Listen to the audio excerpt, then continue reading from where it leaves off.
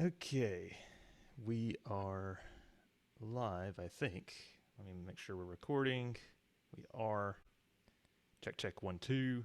And then I need to send Bill the Zoom link, which I thought I had copied but didn't. Participants. And then invite, copy invite link.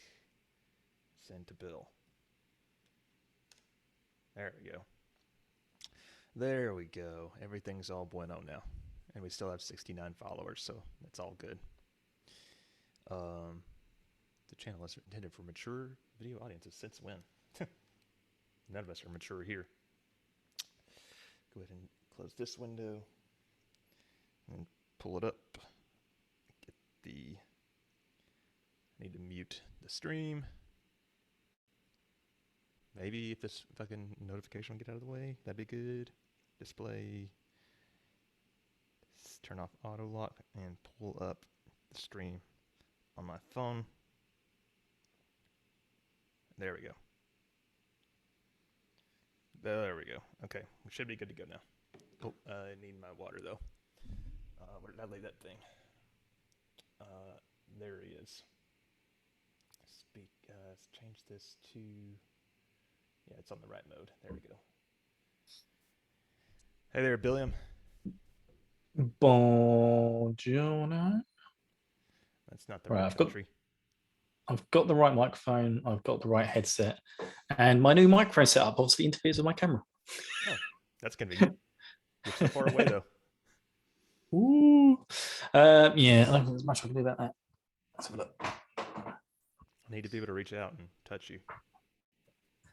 Touch me, thrill me, kill me. Touch me. Touch me, and then just you do that. I left my water in another room. I'm gonna grab that. Don't go for the water, Scott.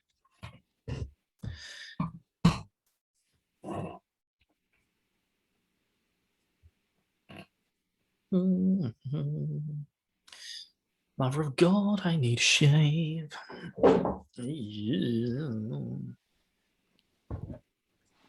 Right, okay, let's try this. Okie dokie. Okie dokie, artichoke. How are we doing today? Yeah, not too shabbily. Nice, nice. Excuse me. It's been, I guess, exactly 2 weeks since I last saw your face. Yeah. Feels like longer, though. That's because you just miss me all the time, Scott. Yeah. Time flies when you're having fun, right? It does indeed. All right, there we go. So how do I sound? Oh, there's my mic. Talking. Testing. 1, 2, 3. Testing. I think that sounds okay. Testy. Maybe a little quiet, but. Quiet. You don't. It actually looked like you were swallowing the mic there. Yeah. Okay. All right. Let's nudge some things around. Sure. I wasn't expecting to have to rearrange my desk. Yeah. What is this, say? Yeah. There goes my switch. Everything just goes toppling down. There we go. My switch is broken. I won't be able to complete Secret of Mana now. Yeah, that would suck, especially as close as you are. You still have to find out the actual secret. There is no. The secret is there is no secret. Oh, there's a secret. Just you wait. The secret's in the frosting. I'll never tell. There you go. Right, I think that should do it. Let's put this over in.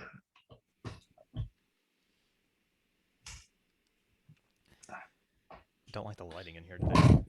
Oh well. Got kicked out of my office again. Damn that Corey. He needs a good talking to, that lad. Yeah, I think whenever I do these Friday morning podcasts, I'm gonna have to just tell him sorry. I need that. Sorry, man, but you can't. Yeah. I mean, he's only gonna get kicked out in a couple hours for stream anyway. So. Anything interesting happened the past couple weeks I don't already know about, or do you want to tell the people? Past couple of weeks, don't think so. Nope. Nothing overly exciting. I'm hoping I should have some exciting things coming up. but nothing right now. I Sorry, saw that- patrons. I saw that you posted your resume in the Google Doc drive. I was reading over that. Silence you. Where are you guys going next weekend? Was that what? Is that in the main Google Drive? Damn it! Yeah, I must have put the Disgaea one in my one and that one in the main one. switched it out. Done it by mistake. Just going for a weekend in Brighton. It's only like an hour away. Gotcha. It's a nice town, nice seaside resort. A bit further south than we are. It's where Beatrice went to university, so I used to go down there every weekend to see her. Does it have a beach? It has, but it's like a really big pebbly beach. Oh, I didn't. It's because Brighton's on the coast just before you go down to across the sea to Florence. How far is Brighton from Hippocrates? An extra hour, probably an extra hour from where we discussed from where I am from Hippocrates. Okay. Gotcha. So I'd say about 5.5 hours. Gotcha. Nothing really going on with me this week, really. Just same old. Just getting more and more settled in. So cool. Yeah, I saw the picture by the pool. I'm very jealous. Yeah, that was great. Probably do that again this weekend. We grilled out and everything. I'm so jealous. I wish I could look out there right now because the pool boy usually comes on Fridays, but I had to close the curtains because it was making the lighting in here terrible. So I'll miss him again if he does show up. We need to get some snaps of the pool boy. That's what we discussed last time as well, wasn't it? We need to see this guy. Corey to get like a secret spy camera. Tell him to go talk to him.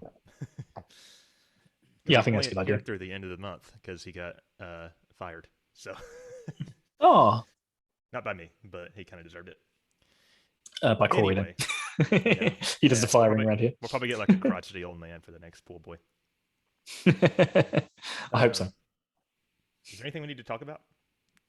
The doc, it all seemed pretty normal and straightforward. Yeah, the Netherworld.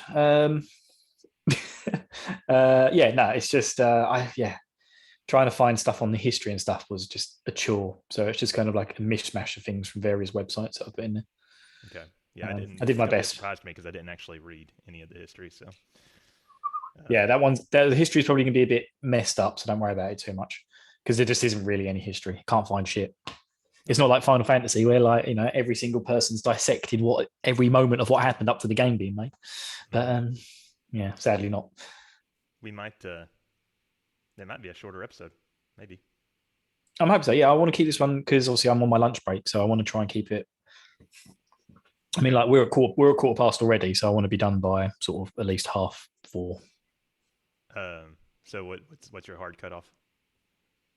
I don't really have one unless my manager calls me. Edit that out the episode. All right. I guess we can get started then. Yeah. Oh, cool. You got all your music lined up? Yeah. Thanks for doing that, by the way. That's right. I'm a good podcasting partner. Yeah.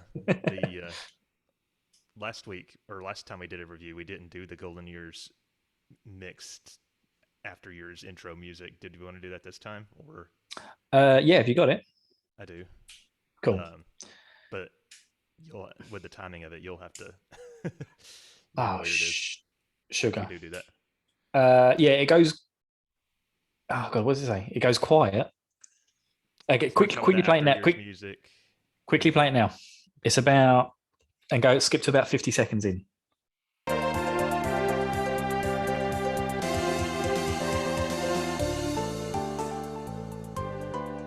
Welcome to the Golden Years.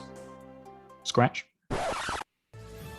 And then there should be a quiet moment in here as well somewhere.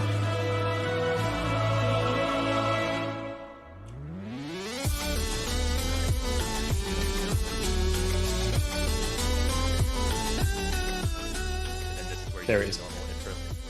Okay. Yeah, welcome. Okay, got it. Well, you're leading the way on that, so you should be good. Okay. I guess my episode. Yep. Do a sound test. 1 second. Check. 1, 2. This is Scott of Darkness. Check. This is Prinny Bill, ready to explode. You can hear that, right? Let me listen back. Oh, I'm not. Not on the not on the Twitch. Not on the Twitch calls. That sound good. Get off your account. Maybe. I'll try and talk. I'll try and talk more into the mic. Just yeah. Hello. But that's all right because I'm on a different channel, so I can always boost my audio afterwards. Okay. Hang on. I'm having some issues, technical issues with my MacBook lately. It keeps telling me I'm out of space, even though I just deleted a bunch of videos. Yeah, I don't know what's taking up all the damn space. Ugh. You're not able to record from your end, are you? Just in case. No. Do you want to try recording with Zoom? Yeah.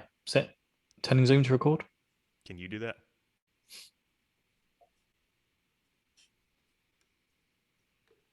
I'm just worried because I've been having some problems with saving files and shit. Please ask the host for permission to record. Yeah, if you swing your mouse over the video, there's like a share screen thing at the bottom, and next to it is record. Okay. And that records to the cloud, doesn't it? I think so. It should ask you. Advanced sharing options. Who can share? How many participants can share? It should be under recording. I'm not seeing a recording. Record to the cloud. Okay. That's scary. Got it. Yeah, and hopefully that should also record as 2 separate audio tracks. Let's hope so. I think it's taking up all my space. It's got like so many cached files.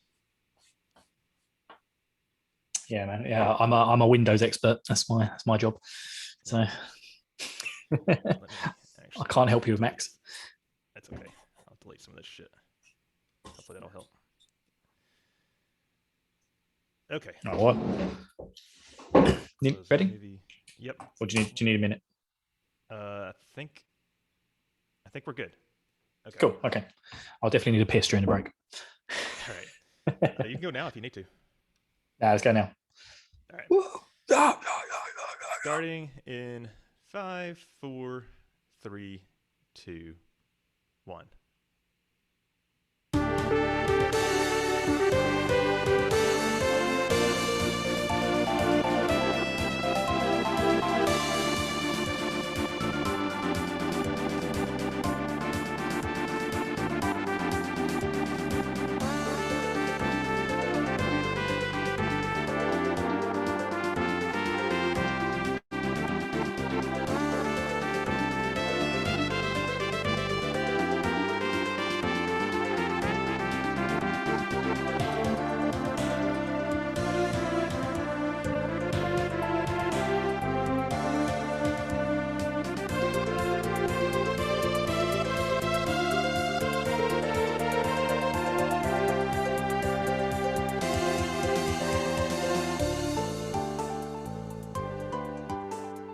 Wait a minute, this is the wrong music.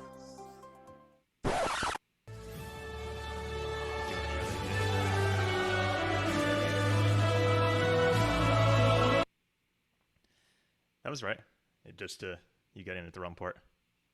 What? You said it was the wrong music. It was the correct music. No, that was the joke. Wait a minute, this is the wrong music. Scratch, different track plays. Oh, okay. Got it. Sorry. One more time. I thought you were going to say welcome to the RPG golden years, and then that would be the record scratch. So, all right, let's try it again.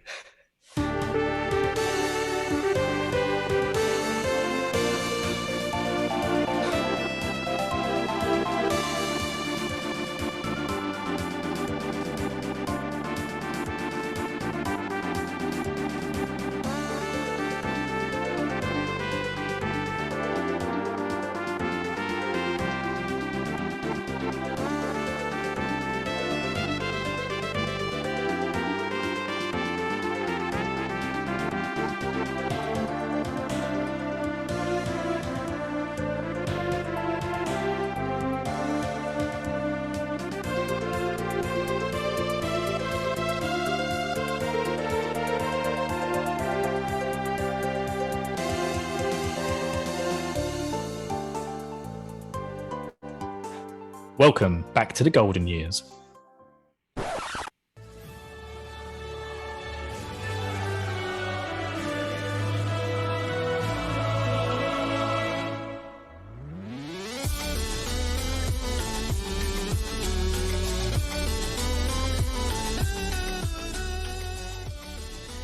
Welcome to the RPG Golden Years, your weekly show covering all things RPGs from the past, present, and future. I am Bill, and with me today is my podcasting fiance. Just call me Mrs. Scott.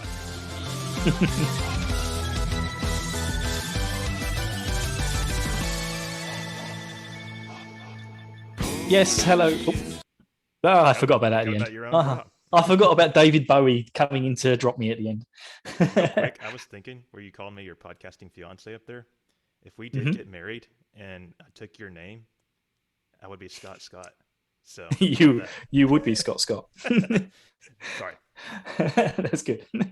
No, it's all right. I find it funny because at the very bottom of our document for the thing today, where it says scores, it says Bill Scott. It's just like, yeah, that's my name. So only I'm doing the review today. Anyway, this is episode 77, people. We're here today for a review episode, and we're going to be reviewing the PS2 NIS cult classic. It's Disgaea, Hours of Darkness, and Grinding in the Darkness, something.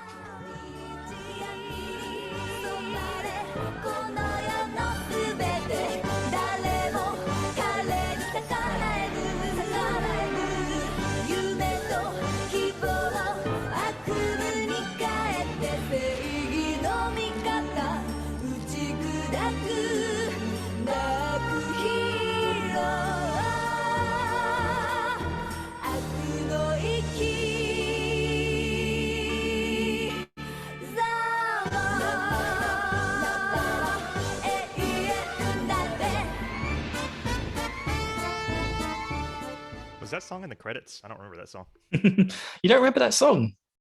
Oh God, I felt like that song was. I felt like I was playing all the time when I was playing the game. Yeah, that was Laharl's hymn. So yeah, that's kind of like your main character's theme, really. But yeah, I think we need a Patreon goal to make Rich play this game. It's just so anime. He'd love it. Wish that upon him. I'm not that mean. Yeah, I'm a mean old git me. Anyway, since this is a review, we won't be doing any catch up or anything like that. Today we'll be covering the development history, or what little there is, and the story of the game. We'll also cover the gameplay and our final rankings in part 2, which is actually going to be in 2 weeks' time. But before that, just so we don't fall behind, here's a couple of quick show updates. Yes, I did want to point out first that this game was hasted by Generic Fighter a long time ago. So we're finally fulfilling that wish. So your game has been played, GF. Anyway, the RPG Club. So this is our book club segment that we do every other week where we're all playing along the same parts of a specific RPG game. Sort of it's a community thing. The current game for that is Secret of Mana, and the checkpoint is to complete the game. And that is due by Sunday, September 5th. So by the time this is out to the public, you'll only have a few days to get through that. So finish the game. Yep, you've not got long, people. You've got a couple of days left. I know, I did. I'm almost there. I've almost finished the last segment, which I'm late for. Yeah, I'm currently in the Grand Palace. So, I'll need to get out of the Grand Palace, go to the Pure Lake, do some more hours of grinding. I'm not going to grind. I've done no grinding in Secret of Mana so far. Assuming you don't have to do too much grinding, you should get to it pretty quickly. Well, I haven't really done anything apart from the little trick with the girl and the sprite's granddad, which sounds really kinky. But yeah, you can do that to just sort of spam off a bit of magic and get a few level ups with that. And I only did that with a cure spell. And so that's pretty much it so far. I did that a little bit, but then I think I lost that save somehow. Oh, what? Man, they're savage. But yes, so anyway, everyone, enjoy Secret of Mana. It's been a really fun experience for some of us. But yeah, RPGs released in this last week. There's Baldo, which is coming out on PS4, Xbox One, Switch, and PC, August 27th. There's also Beyond Mankind, The Awakening, coming out for PC, August 31st. Actually, there's a couple of games coming out August 31st here. I'm just going to go through them all. Monster Harvest coming out for the PS4, Xbox One, Switch, PC. Soul Nomad and the World Eaters also coming out for PC. Prinny Presents NIS Classics Volume 1. I mean, what's the chances that came up on this episode, Scott? What the hell? Yeah, what is that? Prinny Presents. And okay, I'll look that up while you keep going. Yeah, I believe it's a collection of NIS Disgaea games.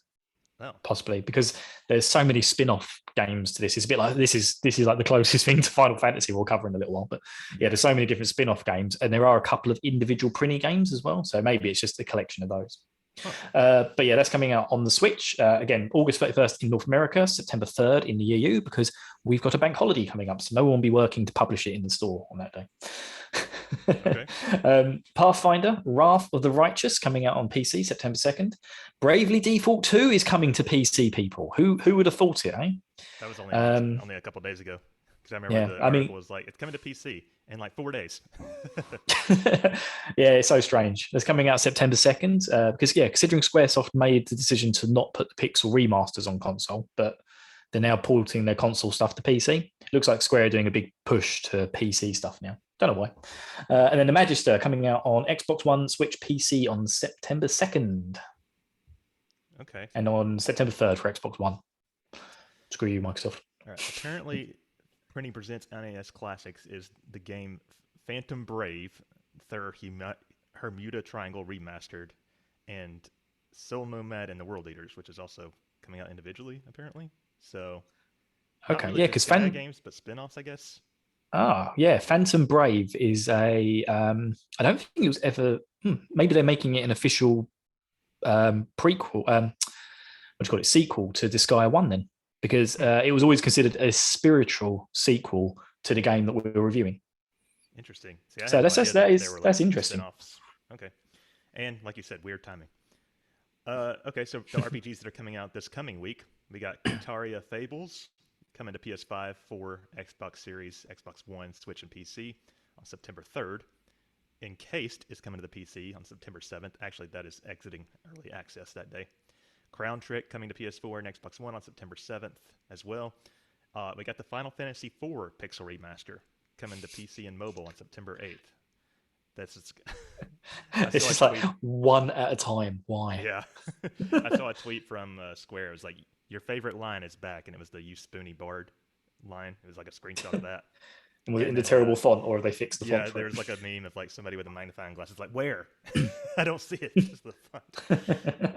And then this is actually coming the day after a week today, but Tales of Arise is coming on September 10th to PS5, PS4, Xbox Series, One, and PC. So I know a lot of people are excited about that. But have you ever played a Tales game, Bill? Yes. So I'm a good chunk of the way through Tales of Vesperia, and I really, really like it. Yeah. That's currently what I call my enjoyment game. So it's just a game that I play, kind of off podcast, just other stuff, just when I can. Over a year. Yeah, it takes forever. Well, before that, I was playing Final Fantasy X, and that took me about 2 years to get through. Yeah. And then so I'm currently trying to get through Tales of Vesperia, and then I think I've got Ni no Kuni, Wrath of the White Witch lined up afterwards. So yeah, I'll get there eventually. I need to play a Tales of game. I'm trying to have at least some cursory knowledge about all the main series of RPGs that everybody talks about. So I need to now I have a Mana game under my belt, so I need to. And I got a Disgaea one too, I guess now. So anyway, that's it for the catch up. So let's get on to the main discussion, which is the review. Dude! That's our transition noise this episode, dude. Dude! I love that. Yes. They were covering the development and story, and so the game is called Disgaea Hour of Darkness, which apparently in Japan it's called Makai Senki Dusugaya, which literally means Netherworld Battle Chronicle Disgaea. So does Disgaea actually mean anything? Or I don't know. I've been wondering why is this called. They never say the word Disgaea in the game. So anyway, so this is the first game in the Disgaea game series. It was originally released in Japan on January 30th, 2003. We got it later that year in North America on August 27th, 2003. Which, speaking of weird coincidences, 6,576 days ago, which is exactly 18 years ago. So, happy American birthday, Disgaea. Woohoo! If you come over to the UK, you're old enough to drink and smoke. Congrats. I'd smoke, drink, and smoke with the Prinnies. I'm sure the Prinnies are drinking and smoking all the time. And yeah, in Europe, we weren't to get this to a little while later, till May 28th, 2004, which is exactly 6,300 days ago. So 17 years, 3 months, and 30 days. So not quite old enough to drink in the UK, but it can drive a car if it wants to. Soon. No. Hey, and this game's about being a bad guy, a demon. So you could like maybe do some underage drinking. Yeah, well, Lahara is young for a demon, isn't he? You know, he's only 1,500 years old, I believe. Yeah. So on this show, as longtime listeners will know, we like to talk about what was the #1 music and movie at the time of release of the game. So in the U.S., that song was one I'm sure many people will recognize. It's "Crazy in Love" by Beyonce featuring Jay-Z.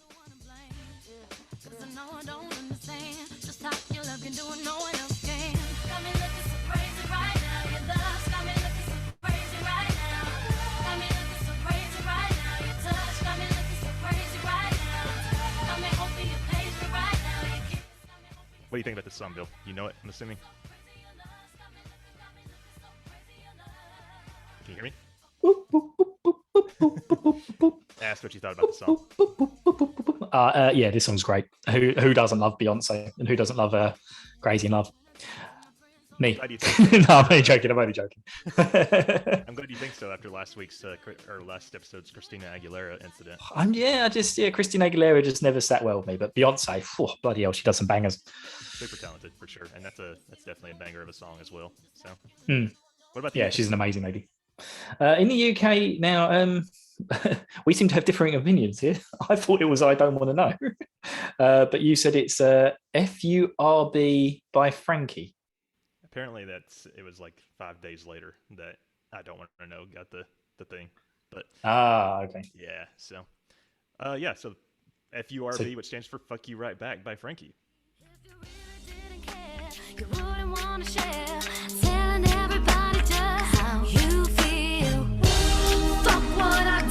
Was your fault somehow? Fuck the presents, I threw all that shit out. Fuck all the crying, it didn't mean jack. Well, guess what, yo? Fuck you right back. What on earth is that? She wants everybody to get fucked, apparently. I've never heard that in my life. I haven't either. The other one, I Don't Want to Know, that's like a classic. I know that one. Here, I'll play it just for you since it was around the same time.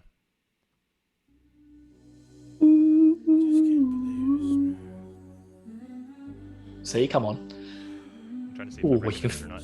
You can feel this in your soul. This is a banger. Starting to sound familiar, maybe. Somebody said they saw. Oh, maybe not. I don't recognize it. No? Skip ahead a little bit. Is there a chorus, or is it just the whole song? No. No, I don't know this one. I don't wanna know. Oh well. Yeah. Oh well. I never heard the other song either. Of course, everybody's heard Beyonce. The UK always has some weird everyone's heard that. dicks. So. Yeah, well, that one by Mario Winnis is featuring P Diddy. Like, come on. Perfect. But then it's also got Enya in there. So Yeah. it's a weird mix. Eclectic mix. As far as the box office in the U.S., it was Freddy vs. Jason, directed by Ronnie Yu, starring a smorgasbord of people, including Monica Keena, Kelly Rowland, Jason Ritter, Chris Marquette, Lachlan Monroe, and Robert Englund. Now let's think about this properly, Scott. Right? Beyonce is currently storming the world with "Crazy in Love," and Kelly Rowland's featuring in a really shitty horror film called Freddy vs. Jason. Yeah, actually, she made the wrong decision to get into movies. I feel like it was only a couple of years ago, maybe, that I saw this movie for the first time. Is this the one where they're in space? No, I think they're still at the camp, like the lake camp. And I remember, all I remember about it is I remember that Freddy and Jason were fighting, of course, and it was a very extended fight. So it's like, how are they? Probably half the film. Yeah. But Corey said it was really good and made me watch it, and it was okay, I guess. My Yeah, expectations weren't high, so poor old Kelly Rowland. And who knows? Maybe the other one from Destiny's Child was in here. No one ever knows her name. really. Her name must never be uttered. She's like Lord. She's like Lord Voldemort. That sounds about right. She from Destiny, who must not be named.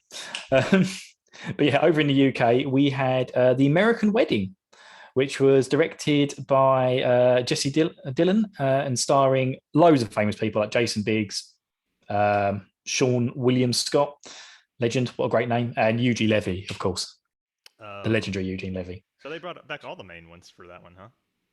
Yeah, well, pretty much every single one, they try and drag them all back out, at least for a cameo appearance. Oh, There's even the one that kind of looks a bit like Keanu Reeves with a massive forehead, who's only famous for doing American Pie films, and he like gets dragged out for a cameo in almost every single one. I don't know I which feel one like of these actors he is. I've seen the first one, of course, and I've seen Naked Mile.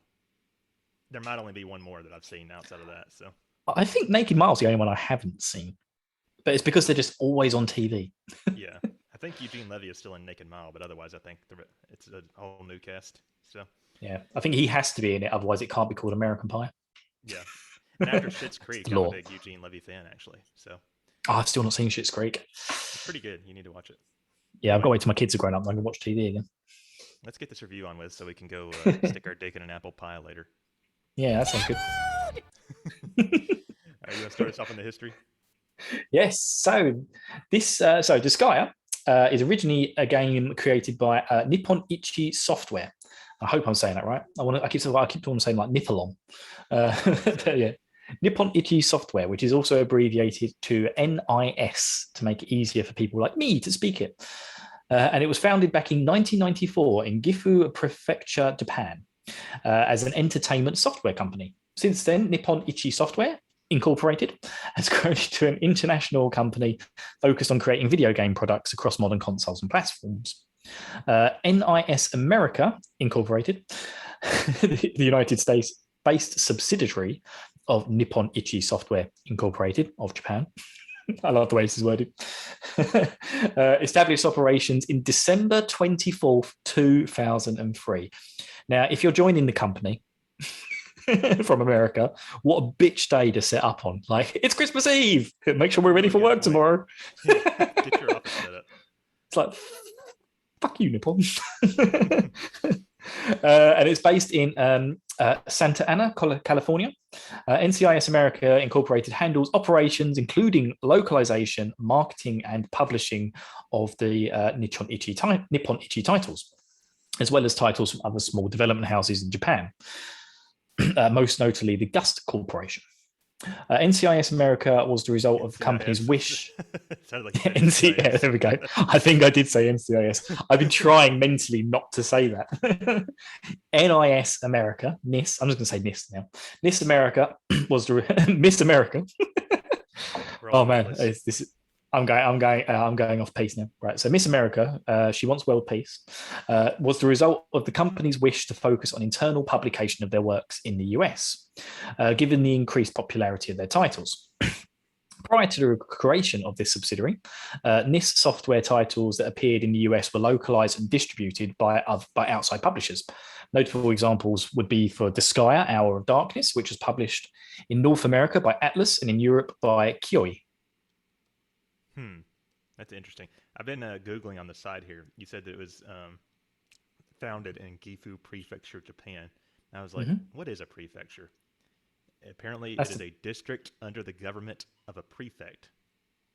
It's also a prefect, could be a prefect's office or tenure, or the official residence or headquarters of a prefect. Does that make more sense to you than it does to me as an American? Nope. Okay. I understand what a prefect. I understand what a prefect is. The prefect's kind of like Harry Potter. Yeah, it's like a government. It's like a representative, but not official. Yeah, and then I was also wondering what other like famous series, NIS is responsible for. I'm looking the Atelier series. What else we got here? We got Cave Story 3D apparently, which Mugen Souls. What else? Oh, wait, they Yeah. published some Megami Tensei games? Oh, Etrian Odyssey. Okay. Some East games. Okay, they're responsible for a lot, more than I thought. Yeah, Interesting. they're really good when it comes to, like I said in there, especially for the NIS America side of things, for actually translating and publishing. They're a really good publishing house for that. So Tales you can, games, Danganronpa. yep, Oh, jeez. yeah, Danganronpa. Um, yeah, so you can only imagine that, when they released Disgaea out to the US and Europe, they probably weren't very happy with the publishing Yeah, that I went imagine on. not. Because I'll get to that in a bit. There's some stuff that was added to the game that has since been dropped in all other releases. But yeah, Yep. Disgaea 1 has also received lots of re-releases since its original release on the PlayStation 2. There's Afternoon of Darkness, which is the DS version, I think. no, the Afternoon Darkness, because that's the one I played. That's the PSP version. Oh, okay. So Yeah, you didn't play the complete version. No, I didn't. I'd already fired up the game on my PSP before that. So. Gotcha. Yeah, Disgaea DS is literally just called Disgaea DS. And Disgaea 1 on the PC is just called Disgaea PC. Gotcha. And then there's the complete version, which is on PC as well, and Switch, and probably a couple other things, which is the version that I played. Although I think most of the quote-unquote complete content is meant to be like post-game stuff, so I didn't see much of it at all. Yeah, there's loads of stuff in there where they brought in characters from other series and things like that. Yeah. Actually, I have a funny story about this game. So when I was going into college, I was about to enter into ROTC because I did ROTC my first year of college before I said, fuck that. But they bring in potential cadets that might be coming into that school, and they get hosted by like a freshman cadet that's already there. And so they were living in the dorms, and I stayed there in his dorm that night. But his roommate, who was not, he didn't know, he was just like whoever he got randomly placed with. When we went into his room one time, he was playing Disgaea on the PC, or not the PC, the PS2. And I was like watching it for a minute, and then later the cadet that was hosting me was basically like, ignore him, he's weird, he always plays these weird ass anime video games. And I'm like, oh, if only you knew. But and then here I if am, only you like knew my future 10 years later or whatever. Yeah. Now I'm the weirdo. Yeah, so Disgaea's North America release allows the player to select from either English or Japanese for the audio and the soundtrack. And there's a song which is called The Invasion from Within by Tsunami Bomb, which was licensed. Yeah, it's a great name for a band. It was licensed for the English audio track by Atlas due to its organ and opening fast pace. So it kind of, they felt like it really tied in nicely with the game. And it's only played when the English language is selected. The option to select the language is not actually present in the European release of the game, which is mainly because the European release used lower capacity storage medium. So European PS2 games are on CD rather than DVD. Haha, get fucked. I don't care. It was only Disgaea.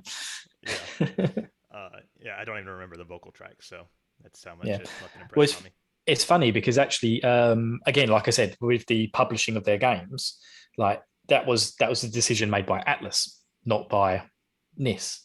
And so actually that song has also been dropped from all other versions of the game since then. Oh, well, I guess that's why I didn't hear it then, or don't remember it.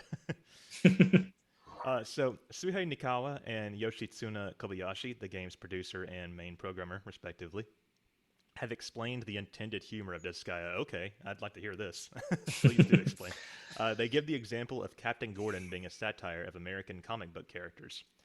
Well, that was pretty obvious. That was pretty obvious. Yeah, that was the most obvious thing ever.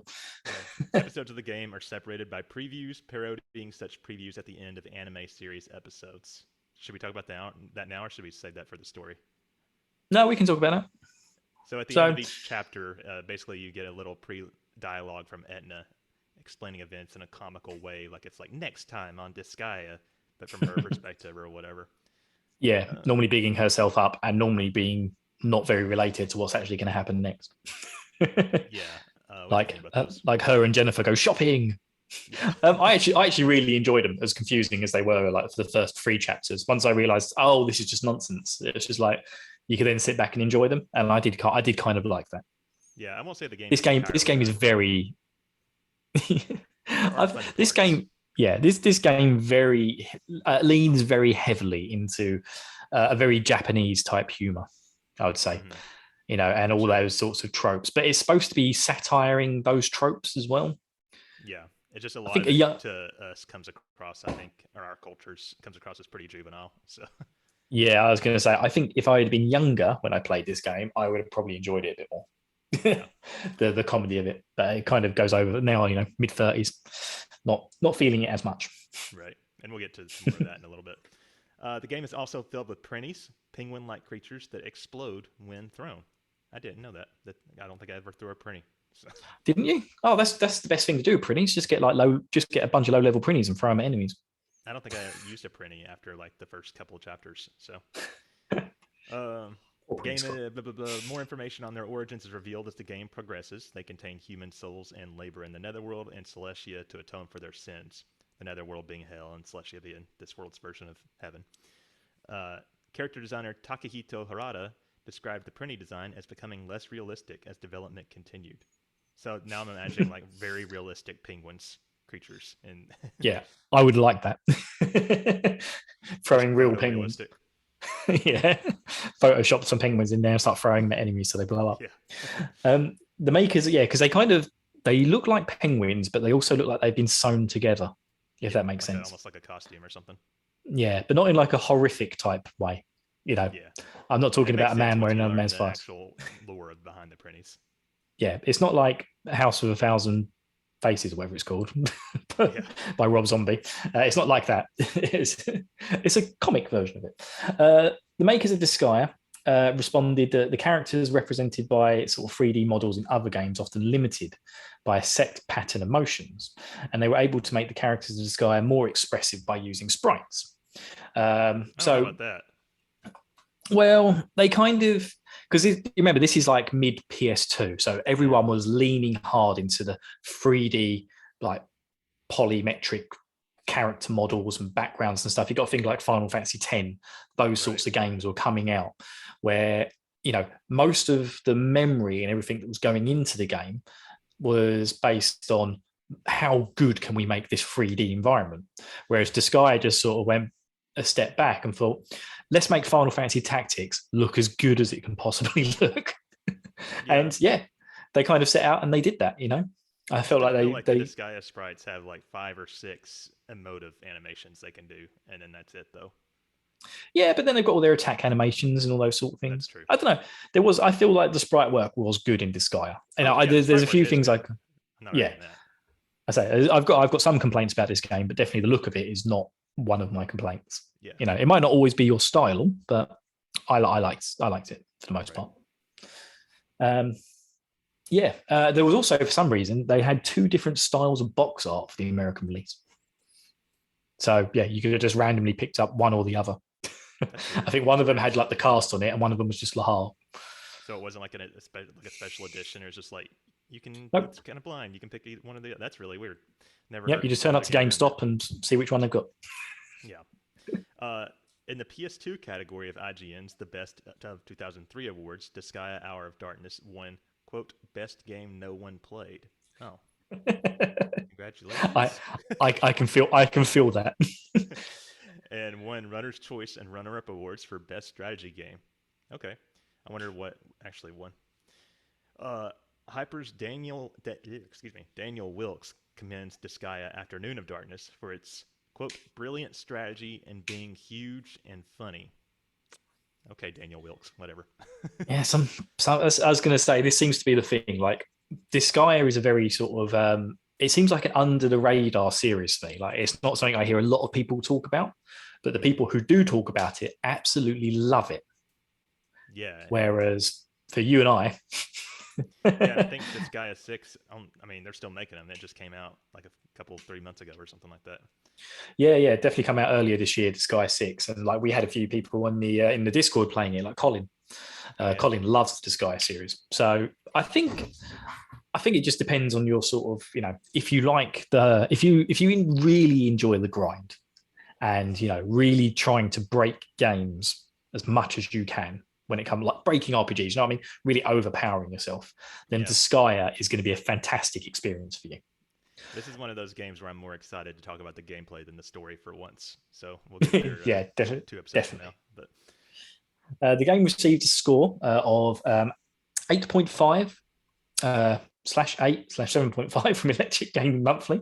They must have reviewed it several times. Different people. Maybe it was different versions. I imagine the 7.5 is going to be the DS version. Okay. And the magazine's Shane Befanferson. God, I can't even say the American German sounding name. Said there's an instant cult classic. Disgaea is so creative, challenging, and funny. Ha ha ha. That it totally deserves the attention of the RPG gamers. However, he noted that its rewarding gameplay and quirky humor beneath a coating of antiquated visual grime. Interesting. That's a weird thing to say. There isn't much here that couldn't have been done on the PS1. Oh yeah, so he's just saying like, graphically and stuff, it could have been done on the PS1, but they've done it on the PS2.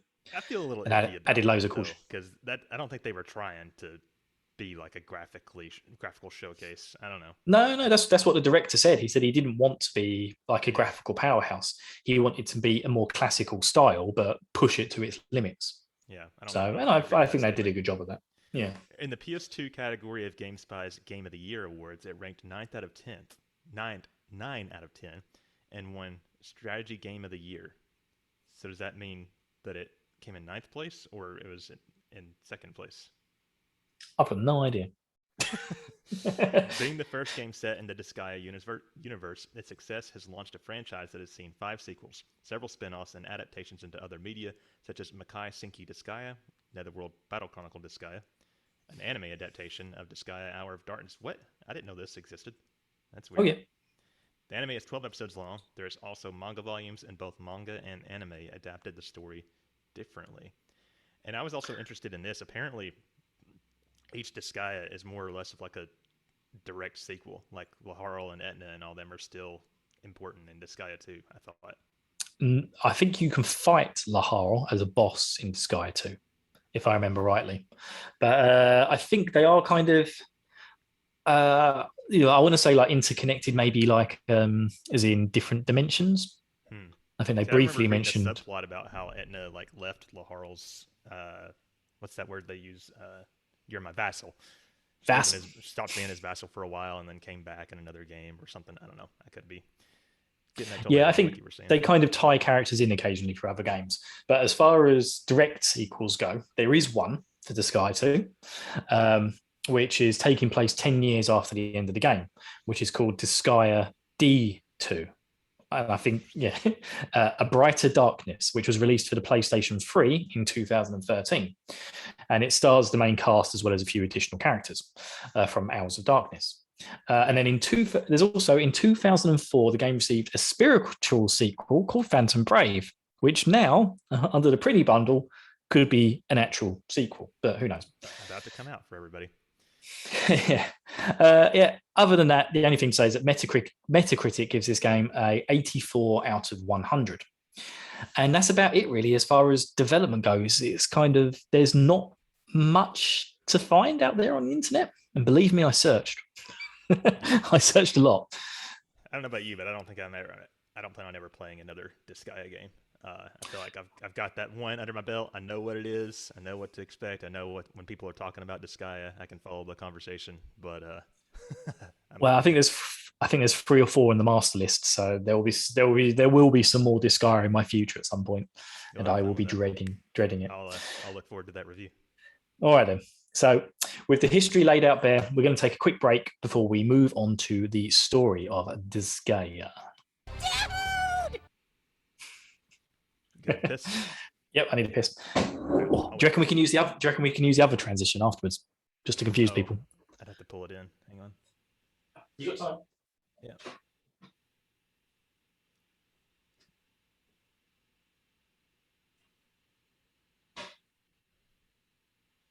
IG dude. There it is.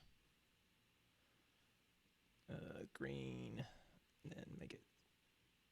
Here we go. All right. Let's see. Anything going on in chat? Nope. Just chilling out. It's okay. I didn't really. Oh man, I forgot to do the go live tweet. I'm so dumb. Why am I the way that I am? There we go. And then I'll go back to my account and retweet that shit, even though we're halfway through the episode now. Womp womp. I've been tagged. Let me retweet this. Yeah, I need it to make a million, yeah. Disgaea, rockstar. Go live tweet. Yeah, I was listening. Oh, okay. Always listening, Scott. You're always in the back of. You're like Voldemort in the back of my head. Come, Harry. All right, you ready to keep trucking? Keep on trucking. All right, starting back in 5, 4, 3, 2, 1. That's pretty ignorant, dude. Oh, yes, and we are back. So let's go ahead and let's jump into this story. Dude.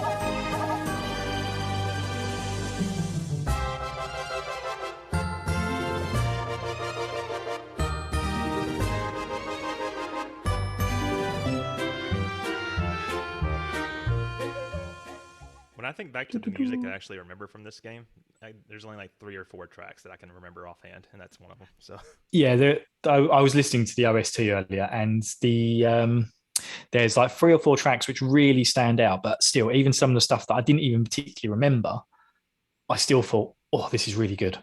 I'm looking forward to listening to the soundtrack myself. I'll get there. Yeah, it is a really good soundtrack. It was done by Tenpi Seto. Oh. He's a video game composer and a voice actor. But yeah, he's its own unique style. Yeah, well, it's very like I kind of feel like it really fits in nicely with the like visual aesthetics as well that's going on. But it kind of has this like weird, like almost like Russian, Arabian, Chinese twist to it. It's just if that makes sense. Like circus music most of the time to me going on. Yeah, a couple of it. But yeah, it kind of just had that real sort of that real feel to me, you know. Yeah. It was anyway, a kind of story. Let's not talk about story anymore. But yeah, that guy's really only famous for doing the Disgaea music, so not much to talk about there, unfortunately. So, what happens in Disgaea? So, just sort of like simultaneously a lot and not a lot. So I don't know. Yeah, I know. It's bonkers. So, first of all, just a quick overview of the plot. And we'll have a little talk about some of the characters, and then we'll go into like the full story in depth. So you kind of got this king called King Khrushchevskoy. So again, like very Russian sounding name. I feel like they were really going with that type of effect. So I don't know what they're trying to say about Russia. He's the ruler of the Netherworld. And one day meets an untimely demise when he eats a bad pretzel. I was going to say, wasn't it like some kind of ridiculous thing that he died from? Yeah, so yeah, this is the humor we're dealing with here, people. He had a bad pretzel. Doesn't it turn out later though that's something else? It was the cause, or am I misremembering that? Well, yeah. Let's talk about that later. Okay. Fires. So yeah, he comes to an untimely demise. Following his passing, countless demons who want to take the throne begin to rise up. And then his son, Prince Lahal, who's our main character, who was asleep during these events, wakes up 2 years later when Etna, who is one of his father's vassals. Yep. It basically just means like servant or minion or. Yeah, make of that what you will. She passes on the news of his late departed father and the uprising demons. Seemingly unfazed by the death of his father, Lahal sets out to claim the title of overlord for himself and defeat anyone who stands in his path. Yep, because all these demons are rising up all around him, and he is technically the rightful ruler. He makes it his mission, and that covers about the first half of the game is him trying to claim the throne legitimately. Yeah, pretty much. So yeah, so what did you think of Lahal? I actually kind of liked Laharl for the most part. Ah, but I've got such an annoying squeaky voice. Yeah, I liked his voice. I liked his laugh. And he's mean and because he's like a demon overlord, so he thinks he has to be evil. And of course, that's kind of an overarching plot thread is like even demons can have love in their heart, which we'll get to. Yeah. And he sort of softens over the game, but as a protagonist, I kind of liked him because he really doesn't take shit from anybody. Yeah, he's very tough, and like I say, he's supposed to be young in this, but he is 15,000 years old. But yeah, he's an enjoyable guy to follow around. Like, and his actual story arc is really well played out, I think. And then also we've got Etna, who is probably who I'd say is the secondary main character, although she has such a huge role in the background of everything that's going on. Yeah. So she's basically, she was the King Kochevskoy's vassal, and she's one of the few who stayed behind after his death. So she's then become Lahar's vassal, and she's got a Prinny squad that she's hired to kill people with. Don't know why. And yeah, she's really cool. I like it. Now she's very sassy. Yeah, and also she plays very hard on the whole. Also, I'm a demon. We are kind of bad type thing. Yeah, and despite the fact we never do bad stuff most of the time. The only thing is, I guess it makes sense because it's a demon, and this is just an overall complaint about the game. There's a lot of they sexualize the women in these games or this game a lot. Like it's even a plot point that Laharl is weak against big-chested women. So. Yes, and Etna and Flon, who's an angel trainee, who joins the gang as well. So she hails from Celestia. So yeah, they're both. There's a joke in it as well about them being flat-chested. 2 or 3 times, I think. Yeah, and it's kind of like that's why they don't have the effect on him that beautiful big-breasted women have, and it's just like. Oh, yeah, you can tell this is an early 2000s game. Like that's just not going to fly these days at all. That made me wonder: were they trying to imply that Laharl is like just a womanizer, or were they trying to say he's gay? Or I wasn't sure. No, I think actually meant. I think womanizer. To be honest with you, but yeah. So Flon, she's named. She comes from Celestia. She's been sent on a mission by Seraph Lamington to assassinate King Kochevskoy, but he actually sends her out to assassinate him after he's already known to be dead, which is really strange. So Seraph Lamington is basically God in this version of things, more or less. Yes. Yeah, there's kind of no higher up that we meet in Celestia. Yeah. Now I put Vias. Oh yeah, go on, Karen. I was just going to say that the scenes where Flon is trying to assassinate Laharl, those scenes were pretty funny to me. I will admit that. Just the worst assassin ever. Yeah, she's terrible. She's just too nice. Now I've plunked Vias in here because he pops up again and again and again. He's basically a demon trying to take the throne from Lahal, so he's like a recurring boss character, and he refers to himself as the Dark Adonis. But when we first meet him, Lahal calls him mid boss, which I did kind of find that funny as well. And that sticks to him for the rest of the game. So all the characters keep calling him mid-boss. It's like, no! Even his name display is changed to mid-boss in like the text. Yeah. In battle, when you target him, his name is mid-boss. I am the Dark Adonis. I can count to 3. Yeah, he has like a very Transylvanian accent. But yeah, he pops up again and again. And then later in the game, probably the second half, you get a few more characters. Captain Gordon, Defender of Earth. His assistant Jennifer and their robot Thursday. They're part of like this group called the Earth Defense Team. Yeah, so in the second half of the game, there becomes this subplot where Earth is trying to invade the Netherworld. So they come into the picture. There's a bunch of subplots with them, which Jennifer and Thursday were okay, but I really couldn't stand Gordon. I know he was supposed to be like sort of an insufferable character, but it's just his. I think it's his voice acting. It's so ridiculous. Well, he's supposed to be an insufferable American, so I'm kind of used to it, you know. I'm gonna play that song. Yeah, I know what you He mean. also- I like Jennifer had a really good little character arc. Thursday Yeah. was a robot, so didn't have too much of an arc. But then you also meet Curtis as well. who is like a villain for a little bit. He's supposed to be like the counterpart to Gordon, but things happen, which we'll get to, and yeah.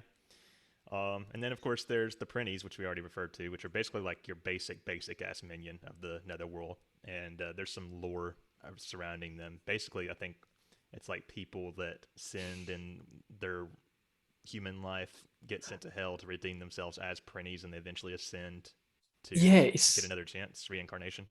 it's very. It's the reason why I put it in here is just because there's not much. There wasn't didn't have many mentions of Prinnies at all in this review, and so I thought I have to put it in here just so that we can talk about it because they are essentially, yeah, like you say, they've done something bad in their life, so their souls have gone to what is essentially hell in the Netherworld, where they're just slaves to demons and they have to do whatever the demons do. And then yeah, every now and then there's like this release party where people who the Prinnies who have worked hard enough then get their souls released to then be reincarnated. It's a Prinny calling you right now. It is indeed. Yeah, and there's a plot point around the Prinny reincarnation. It's actually pretty well done, I thought. So we'll get there shortly. But yeah, that's basically the setup. You got Laharl, Etna in hell working to secure the throne. Cool. So the story. So let's open this up. So the story of Disgaea opens with Lahar rising out of his open coffin in his room. And then Etna, who we've just talked about, the one the castle's vassal, is standing in the room next to him. She's surrounded by various weapons, which she explains she's been using to try and wake him from his sleep for the last 2 years. And there's like huge maces, there's big cannons, Gatling guns, there's just all sorts of stuff just lying around this room that she's been trying her hardest to wake up Lahar with. He's just slept through the whole thing. So yeah, he's pretty hardcore.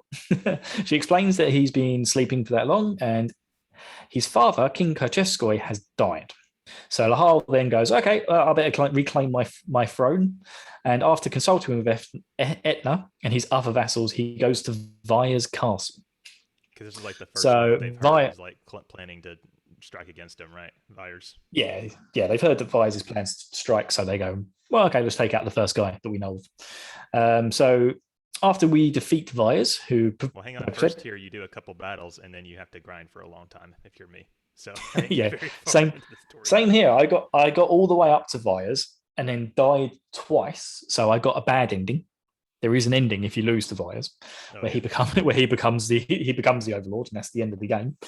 But yeah, it's you do. It's just this game already straight away wants you to go down the grinding hole just to get past the first stage.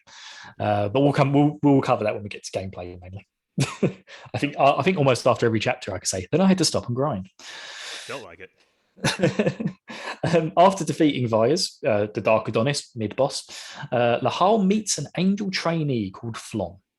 Flon has been sent to the Netherworld by Seraph Lamington, the ruler of Celestia, which is basically heaven, as we said. And she's got the job to assassinate King Krecheskoi, who is already dead. So, shocked by Lahal's group, sequence is very hilarious because she's terrible at this whole assassin thing. She gets caught like 4 times, and she just tells Lahar, "It's like, oh, I've been sent here to kill you." She's like, oops, didn't mean to say that. I've been sent here to kill the Overlord. I'm the Overlord. She's like, no, you're not. Where's King Krecheskoi? She's like, he's dead. Who was my father? She's like, what? And then she's like really shocked by his lack of grief over his father's death. And she's like this supposed to be this like really peppy, eternally optimistic character. And so she decides, yeah, very much so. She decides to join up with Lahal to determine if demons are actually capable of feeling love. So she observes them in secret. Observing everyone in secret during this time is the paranoid Archangel Volcanus, which is an amazing name. He's basically the main villain of the game. But his name is Volcanus. It is a cool name. Volcano and anus. He's basically being called a fiery arsehole. Right. That's what I got from this. This is one of the few bits of comedy that I picked up on. It's like, oh, Volcanus. It's a fiery anus. It's weird though. It's just like a middle-aged bald man with angel wings. So yeah, but all middle-aged bald men are evil. That's true. This is a well-known fact. My best friend's bald and middle-aged, and yeah, he's entirely evil. Okay. Yeah, Yeah. completely evil. That's my experience too. Sorry, Dan, but you're an evil bastard. He starts to interpret Flon's actions as treason and is convinced that she's starting to plot against him. I don't think Flan would know how to plot against somebody. So, Oh no.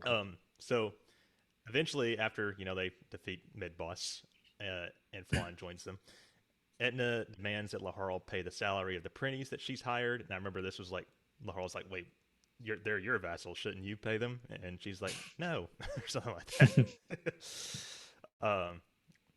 So they decide to attack the demon with the most money in the vicinity, and this is Hogmiser at Dinero Palace. He's basically like a big pig demon with a royal crown and cape and all that shit. So they go to defeat Hogmiser, and Laharl's gonna kill the killing blow, and then Hogmiser's son rushes out and gets in the way. It's like this little cute piggy or piglet-looking creature. So Flan convinces Laharl to spare them, and Laharl lets them keep some of the money.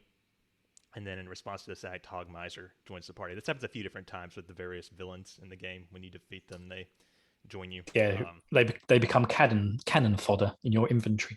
Yep. I used Hogmiser. I didn't use him in the last few chapters, but I did use him up until then. Yeah, I used him a fair bit in some of the battles after this because he was kind of handy. I kept waiting for Midboss to join the party, but for plot reasons, it makes sense later. He doesn't.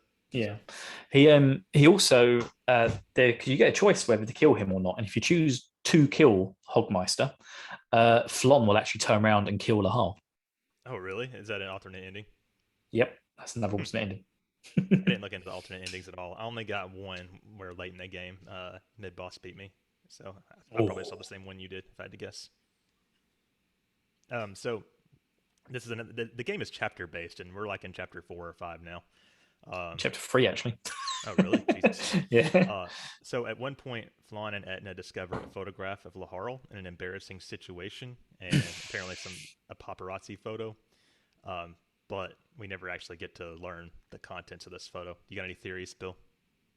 I assume he was masturbating into a toilet filled with hamburgers. Okay, that's a take. That's the humor of this game. I'm just trying to keep with it. Yeah, there's a threat on the back of the photograph that states that that copies of it would be distributed if Laharl did not accept a challenge to fight for the overlordship. So there's a blackmail situation going on. You would think that Laharl would just be like, or the person that's blackmailing would just be like, make me the overlord, or step down and not be like we have to fight. I don't know. Yeah, it's Demon Rules 101. You got to fight each other to win. Yep. to become the next king, you got to kill the old one. I think that's the kind of the rule that they've got here. So, responding to this challenge, Laharl goes and meets Medeiros, who's a vampire. He was banished back in the day by King Karchevsky for stealing the king's favorite snack, which was black pretzels, which eventually he choked on. I know. Medeiros takes advantage of Laharl's two biggest weaknesses: optimism and women with sexy bodies. So yeah, this is where it gets very uncomfortable. Mm-hmm. So Medeiros was also secretly has been controlling Etna by holding her memories. So at some point he managed to steal her memories, and he's been slowly giving them back to her. Now, there's actually a bit of the game, Scott. Did you do it where you could go to Etna's secret hideout room? Yeah, I did that. And you have to go there after every chapter. Yeah. Mm-hmm. So yeah, there's kind of like a secret in the game where there's a switch behind the throne, a switch on the counter in the shop. If you press them both, then you can get access to Etna's secret room. And then after every chapter, she remembers a bit more of her history and her history with your dad, King Karchevsky. Mm-hmm. And she's got a lot of respect and love for him, basically. She was jealous of the queen, and there was a whole subplot where she was asked to kill Laharl but didn't. Wasn't Etna the one that actually poisoned him, though? Yes, that accidentally sent him to sleep for 2 years. Right. It was supposed to kill him, but actually didn't. Yeah. But even still, at this point here, she's still supposed to be working for Medeiros against Laharl. Right. So he had instructed. So up on that all the time. There's several scenes, even in the main story. It's Etna's doing something behind the scenes here. Don't trust her. So he had instructed her to kill the prince, but she had put him to sleep for 2 years by poisoning him instead. Etna eventually betrays Medeiros along with Laharl, Flon, and Midboss. They defeat him. So Midboss actually then comes and helps you at this point. Yeah, and I So did like this part where uh, I think Etna reveals that the whole thing was like a counter plot, like she was a double agent mole, like she was going against him the whole time or something. yeah, she was going along with him so that she could get to this point, so that she could then betray him, so Lahal could defeat him. Yeah. Seems very convenient, Etna. Hmm. So, waking up later at night, Flon discovers that several Prinnies are chanting and leaving the castle. Lahal, worried about his reputation being tarnished if he is discovered that he let his vassals escape, he chases after them the next morning.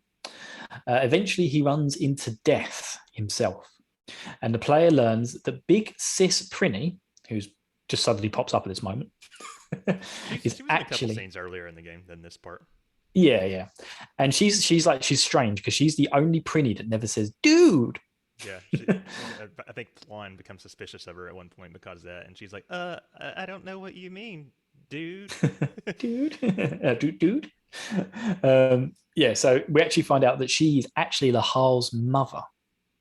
And she became a Prinny because she gave her life to save Lahal. Right, and that's why Laharl didn't die when after the assassination attempt or whatever. Um, Yes. and I actually thought that this part was probably one of the only effective moments when it comes to like actually feeling something or sadness in the game. I thought this part was well done, and Laharl softens up a little bit after this as well. One other, have you already Yeah. passed the This was part? kind of sorry. I was going to Uh, say this is kind of like where the plot I was really enjoying at this point, and it was actually beginning to have like a bit of an emotional incoming, if that mhm. makes sense. It was beginning to have like I was beginning to feel the plot as it goes along, and I was like, this bit actually saddened me. The whole thing of his mother, she'd come back to look after him as a Prinny, and then we had the whole thing with the Prinnies then being released because they've served their time essentially. And does his mother get released? I think she Yeah, does, doesn't she? she ascends, I think. Yeah. Um, the but after this, like it does a hard right turn into a whole nother thing. Into a whole other bonkersness. This is about the halfway point of the game. Yeah. I was going to ask you, are we already past the part where I think it's in an earlier chapter where you have to help that kid that Edna introduces you to? With the Oh yeah. yeah, there's a part where he has to fight like a zombie creature that's apparently been pieced together. They make a joke about uh, they gave it a horse's wiener or something like that. Yeah, that's a famous like meme from this game about the horse wiener. Um, but yeah, this kid apparently looks after zombies, and his favorite zombie, which he made himself using spare parts, including a horse wiener. Yep. Yeah, the whole just complains about, oh my god, I can't kill this thing. It's got a massive horse wiener. A horse wiener. Horse wiener. Yeah, that's the type of humor. Um, so Laharl's become the king of the overlord of the netherworld officially. There's no disputing it anymore. This is when we get introduced to a group of humans from Earth. This is the Earth Defense Force that we mentioned earlier. EDF. Captain Gordon, EDF, Defender of Earth, and then we got Jennifer, his assistant, who is like this girl with long blonde hair and scantily In a bikini. clad. I Yep. was like, why is his astronaut assistant in a bikini? I don't understand that. And then they have a robot Thursday, which just makes like bleep bloop noises on whirs and noises all the time. But why is the robot named Thursday? I always thought that was weird. I think that's supposed to be a reference to I'm trying to remember what it's called. I think it might be Buck Rogers Maybe. in the 24th century. It might be something like that. There was a program where there was a robot, I think named Wednesday or something. Oh, that makes sense. Wednesday Adams. What's up, Buck? Yeah, it's something like that. There's quite a few pulls here. I mean, most of this Gordon stuff seems related to Flash Gordon to me, and I love Flash Gordon. Okay. Gordon's alive. So they're apparently being sent to. They've been warned. Apparently, the EDF has been warned that the demons are going to try to attack Earth. So they are like doing like a preemptive strike deal. So they send Gordon and Jennifer and Thursday over, and Gordon thinks his mission is to assassinate Laharl. And Laharl promises. Basically, you chase them down. You meet up with Jennifer and Thursday first, and they eventually like join you, and then you go and fight. I don't know if you actually fight him or not, but you recruit Gordon because you do defeat him. I remember, and then Laharl like says he'll spare his life if Gordon becomes one of his vassals. And of course, this is very embarrassing for Gordon, but he doesn't really have a choice here. But if I was Laharl, though, I would be like, you were too annoying to keep around. But Laharl really enjoys seeing him suffer, I guess. So it's revealed in like a cutaway to Earth that Gordon was actually sent to secure a path for the invasion of the Netherworld by the humans. And it's actually Volcanus that's controlling the humans. I think you get introduced to General Carter here, who's like in charge of the military. And then also Curtis, who's apparently Captain Gordon's rival. So General Carter sends Curtis to the Netherworld. And I think there's a whole part here where you go on a picnic and Captain Gordon's trying to escape. And then Vyers shows up and he stole the picnic basket, something like that. And then there's the whole thing with Flon's pendant. Oh yeah, you got because it burns. I don't know if it is. It burns people if they've got a bad heart. Like it's both, like if you wear this pendant, like only angels are supposed to wear the pendant. So if you've got a good heart, it won't affect you. And Vyers picks it up and it like burns his hand. And then Laharl jumps into the lava, comes back out, and then gives it back to her. And she said, "But it didn't hurt you." And he was just like, "Oh, ow, my hand! It really burns." I forgot about that. Yeah. There's so many little things like that in here. Like there's the whole thing with the free Power Rangers as well. Like, oh yeah, there's just too many tiny little. Yeah, there's too many little pointless subplots to put in here. Mm-hmm. But yeah, I probably should have put in the one about the pendant because I think that comes into play later on. During the ending, yeah. So basically, we're skipping over a lot, like we were just saying. But Curtis comes and he kidnaps Jennifer, and we learn apparently Jennifer is like the adopted daughter of General Carter. So you fight the EDF fleet, and you are doing like a rescue attempt to save Jennifer. And it seems like maybe like why would you care about these people you just met? But again, you do spend several subplots with these EDF characters. So you go to this giant spaceship battleship called the Gargantua. You get to the bridge. You defeat the army basically, and you have the general on the ropes. But then several angels, including Volcanus, appear, and they sort of help the military escape and all that. And you fight them. There's a whole part where they brainwash Jennifer to attack. So like General Carter's like a very, very bad dad. He's just using her. Because it turns out he's actually the general's actually her adopted father.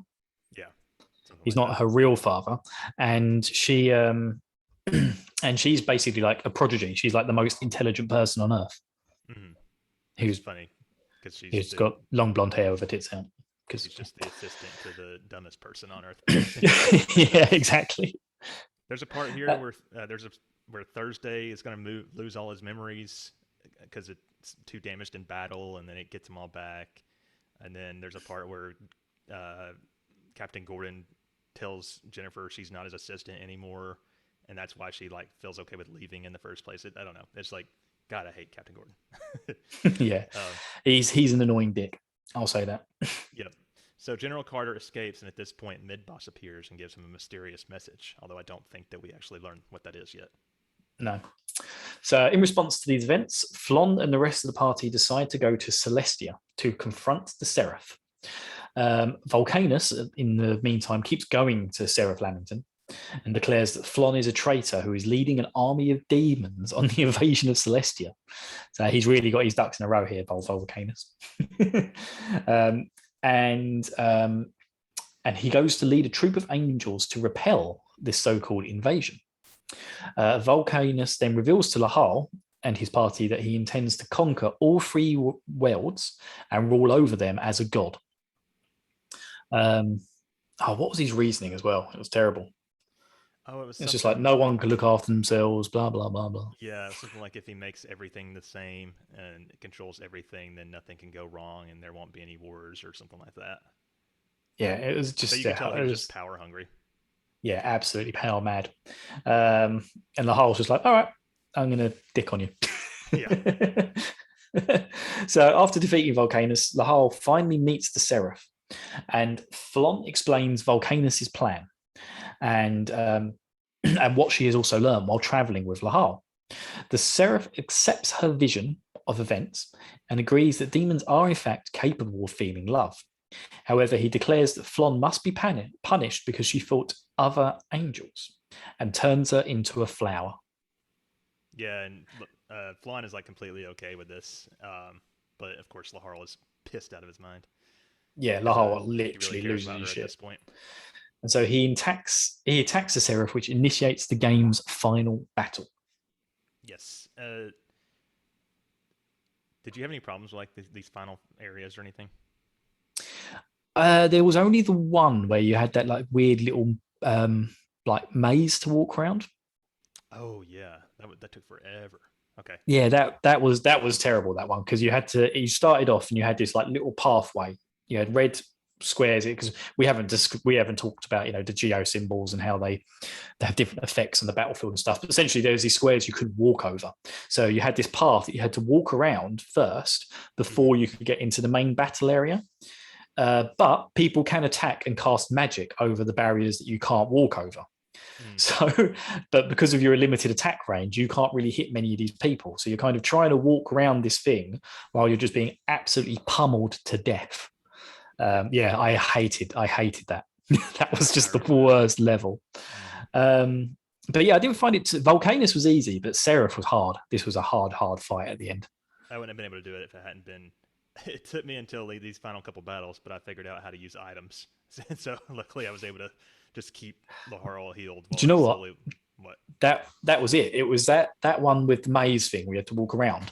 That was the one where I was like, I'm sure I've got some healing items. And then like I used a couple, and whatever I had was from like the beginning of the game. So it just did absolutely nothing. So I went to the shop, bought a ton of really good healing items, and then I managed to get into the area and pass that level. And then, yeah, I just made sure I was like, well, I've got tons of money. So I just stocked up on healing items. And yeah, for the Seraph fight, it was just like, oh my God, heal Laharl, heal Laharl, keep him alive. It was Laharl attacking and Etna healing. And that was the only way I was able to get, because those were the two characters I spent a lot of grind time on. But yeah. Yeah, same here. Okay, so the game does have multiple endings, and it depends on the way you played the game. But the Seraph may or may not survive. And the Seraph isn't like an overtly evil character. No. So you don't really want him to die necessarily, depending on your own feelings. But Flan can either remain a flower or be restored to her original form, or she can even be transferred into a fallen angel, and then she becomes like a vassal to Laharl, so she gets to stay in hell. I think that's the canon one. Yeah, that's the one I got. Oh, that's not the one I got. Yeah, so it's based on like if you ever accidentally killed one of your own characters with friendly fire. So is that what you did? Did you manage to not kill anyone? I don't think I did. See, I did it a couple of times, just like, and it was right at the beginning of the game as well, when I was just like learning the mechanics of how the battles work.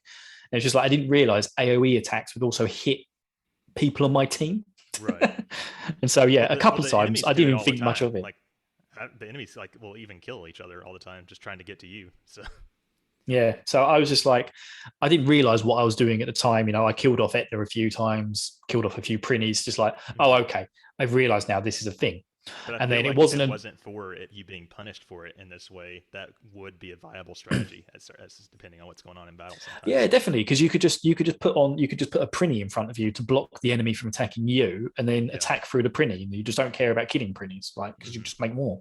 So yeah, I hadn't realized that was a thing that I should be avoiding. And so I had killed off quite a few of my characters during the course of the game. So I think I was just lucky because it's not like I knew to go out to not do that, but I think about halfway into the game you told me or something, so I started avoiding it specifically. Yeah, so I end up with the ending, I think, where she remains as a flower and she never comes back. Sad. She became a fallen angel for me. Oh no, wait, hang on. No, actually, I think my ending was Laharl sacrificed himself. I can't remember. Once I found out there was multiple endings, I watched them all on YouTube, and now I can't remember which one I got. That can't be a problem. I know I didn't get the good ending. That's the one I didn't get. Oh, but this is important. If you get the good ending, the spirit of Laharl's mother, I think her name's Stella, actually, appears before him, and Vyers is there as well, and appears to already know her, and so this implies that Vyers is actually King Khrushchevskoy, which I thought was actually kind of a cool twist. I just wish it had been signaled slightly better, like hinted at. I know that Vyers was more important than the game was letting on, but I was like, at the same time, it's like I can't figure out how he could be the king. I'd kind of guessed it at this point. Okay. I don't know how, but I was always before I got to like Celestia, and I think before the battleship Gargantua, I remember thinking, I reckon mid boss is going to be his dad. So I just had this weird feeling that was what it was going to be. But then why did he want to? Why did he make this all happen? Like fake his death? To make because he hadn't been a great father, because he's oh god, we haven't. Yeah. Oh, sorry. So much is just flooding back into my head now.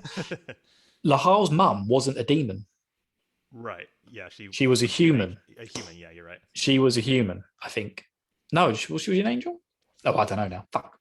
I can't remember. Yeah, I think she was a human. So she married King Kochevskoy.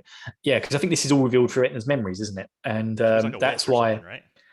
Yeah, that's why Etna was jealous of her, because King Kochevskoy put all of his love into his mother. Right. And I think she might have even been responsible for her death in some way. But yeah, so it was kind of that whole thing of, yeah, I just don't know. I thought it was a cool twist. It was a cool twist. I kind a of little bit more explanation other than, oh, does that mean he's the king? And then that's it for that. But yeah, but I think it was just like that was his way of teaching Lahal to, like, because by the end of this, Lahal isn't the demon killing hungry machine he is at the beginning of the game. He is softened a little bit. More like his father. Yeah, the whole idea is that Lahal never admits that he's softened. He's always like, "No, I'm a bad demon. I'm a badass," and he goes and kills something. But yeah, the whole thing is like, yeah, he's supposed to be a bit soft, and I think this was King Karchevsky's way in making Lahal a better ruler rather than just some bloodthirsty maniac. Right. That was kind of my take on it.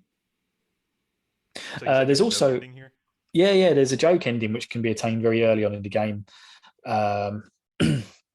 So if the final boss of the chapter defeats your characters in the battle, a cutscene will play showing Vi as himself being Overlord. After the ending credits, like with all endings, the game will ask you to save your data, and the player will then will be then sent to the main screen where you can reload your save data in a new game plus, which is also referred to as a new cycle. So again, that happens a couple of times in the game. Yeah, I think where you get those fake endings. You fight mid boss, which happens 4 or 5 times at least, I think. Yeah, definitely. And then, like I said earlier, there's the one with the Hogmeister as well, who, oh yeah, if you choose to kill him, then Flon kills you, and you can get a bad ending that way. Yep. But I guess that's the whole story. So yeah, that's the most of it. I mean, yeah, I loved all the stuff with Big Sis Prinny. Like I said, finding out that she was Lahal's mother and all the sacrifices she's made, that was very heartfelt. And I really enjoyed that stuff in the game. And then suddenly again, it was only like a 1 chapter plot arc kind of deal. Yeah, but I kind of fit in nicely with everything else that's been going on. And then they just suddenly throw Captain Gordon at you. And I liked Jennifer as a character, but I hated the 3 of them. And I hated the 3 of them being around. They were useful, having more humans in my party to throw things around, which we'll get into next week in a couple of weeks in the gameplay. But at the same time, it was just like, I don't need this. This is too much. These guys aren't actually particularly relevant to the plot line.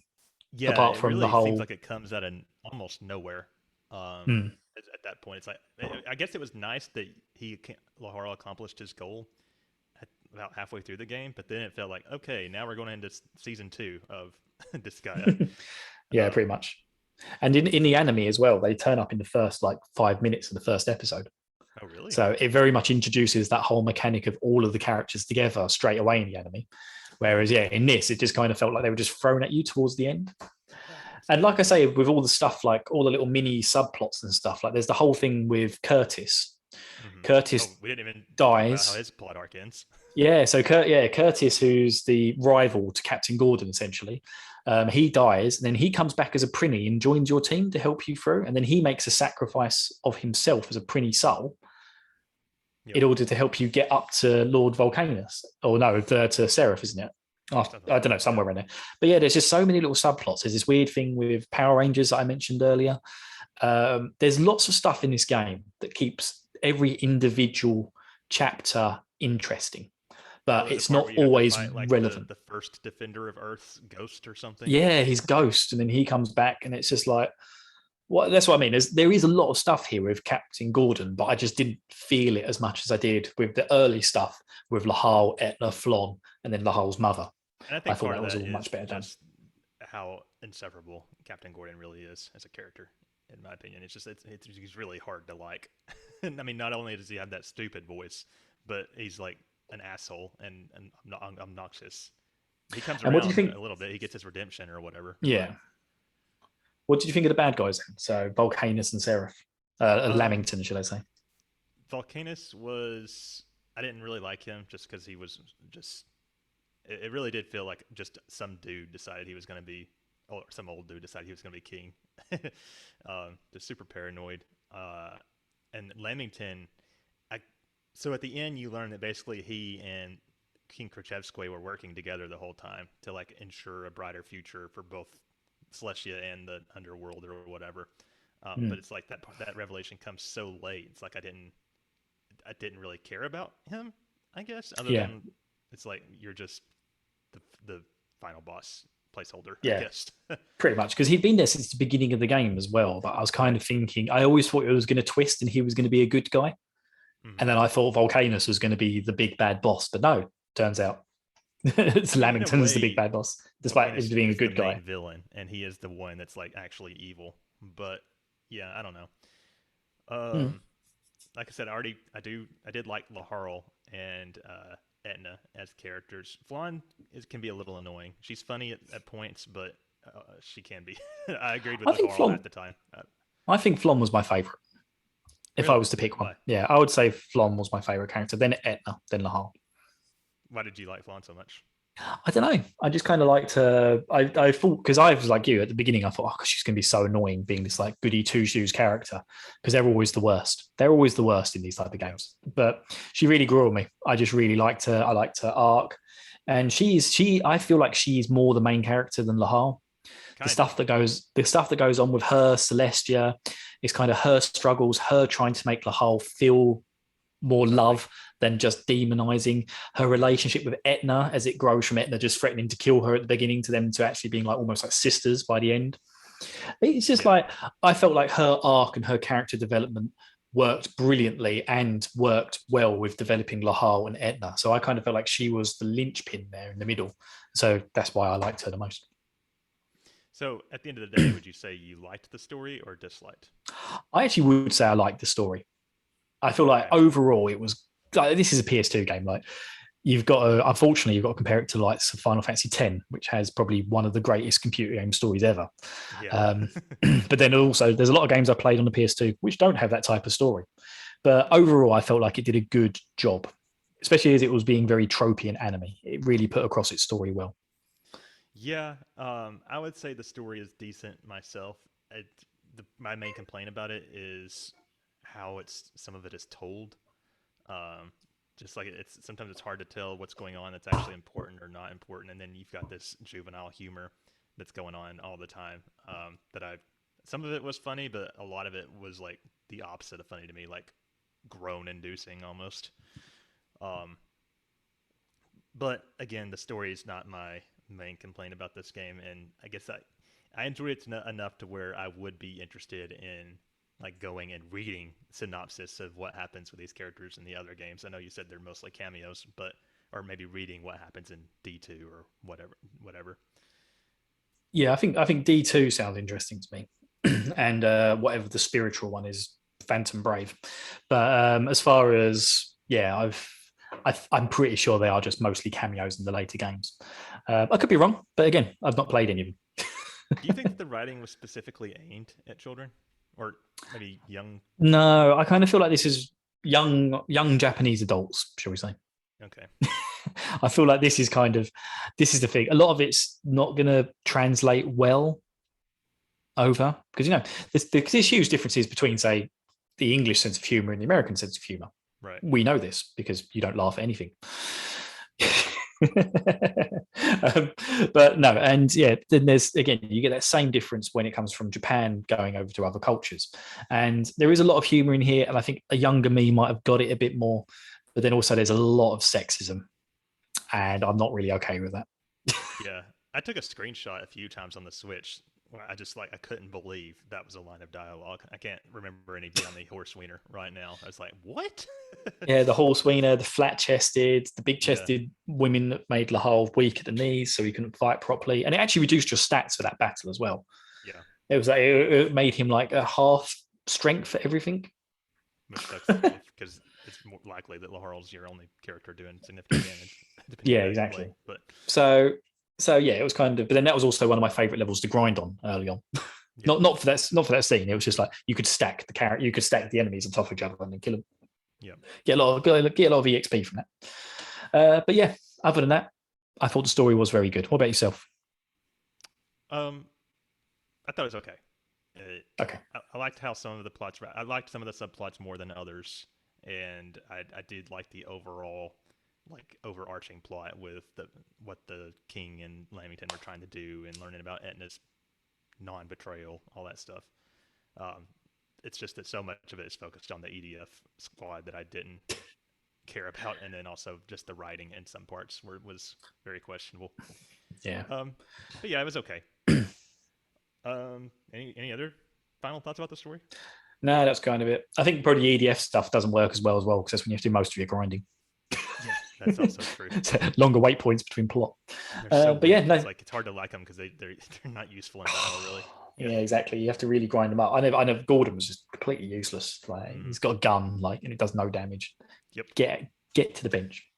All right. Well, let's head into our outro then, I guess.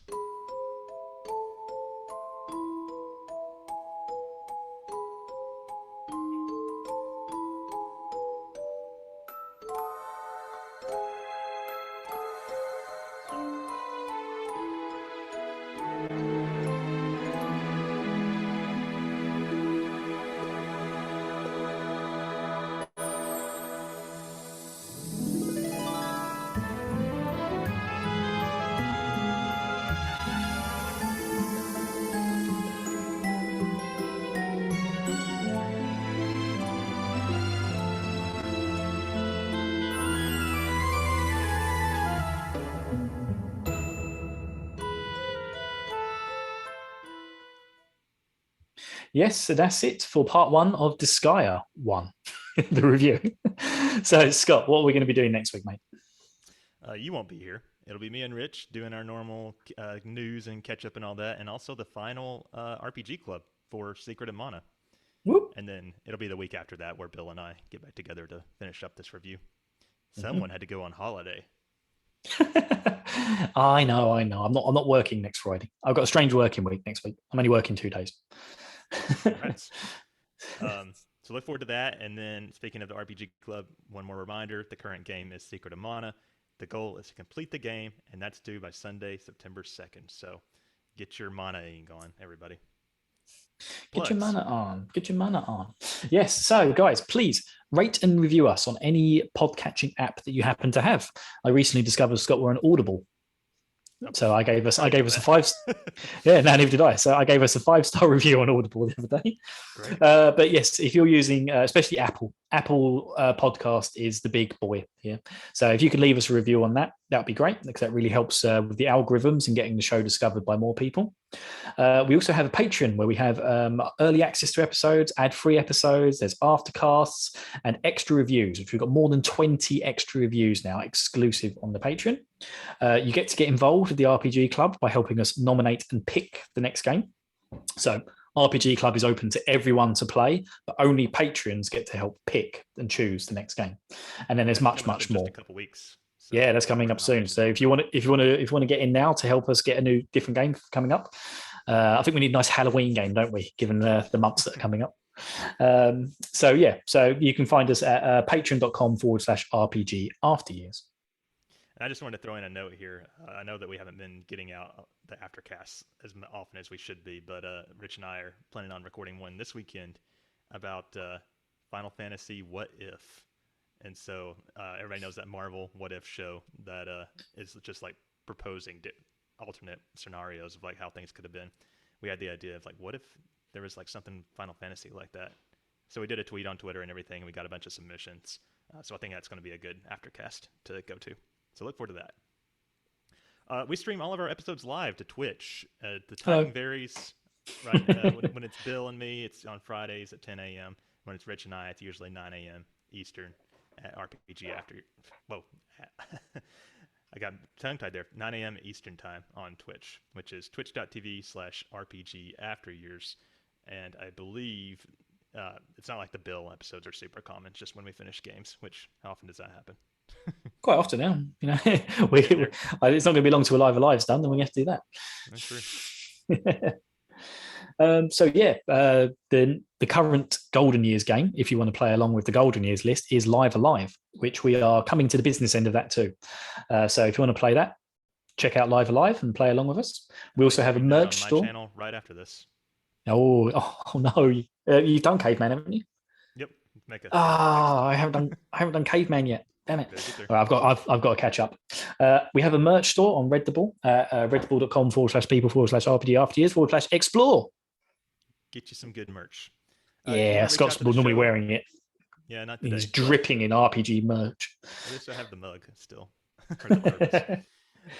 If you want to reach out to the show with business inquiries or episode suggestions, things like that, you can email us rpgafteryears@gmail.com. And we have the hottest Discord in the Netherworld, which a link can be found in the show notes or on our pinned Twitter tweet. Yep, I encourage it. And then if another way to reach out to us, you can find the show on Twitter @RPGYears. And you can find me at the Scott Spot. And me at Metanica, NETUNNICA. Well, that's it, people. This was episode 77. Join us next week for more news and Secret of Mana goodness with Scott and Rich. And then you can join us in 2 weeks' time for the next part of this review. But until then, I've been the legendary host, Bill. And I'm Pretty Scott, dude. Pretty Squad, move out! Dude. Bye! Dude. That's ignorant, dude.